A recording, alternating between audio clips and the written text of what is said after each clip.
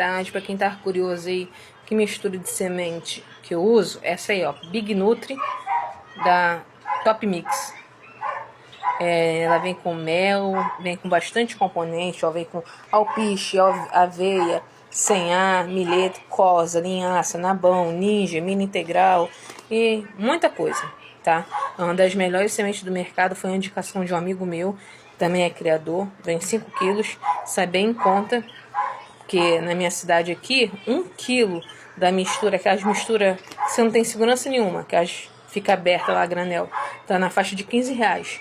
E nesse sacão de 15 quilos eu paguei 40. Então vale bem a pena. Aí eu vou dar uma turbinada nela com mais um pouco de nabão, com mais um pouco de cosa, tá vendo?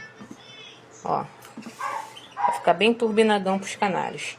É isso aí, gente. Um excelente tarde pra vocês. Tchau, tchau. Fique com Deus.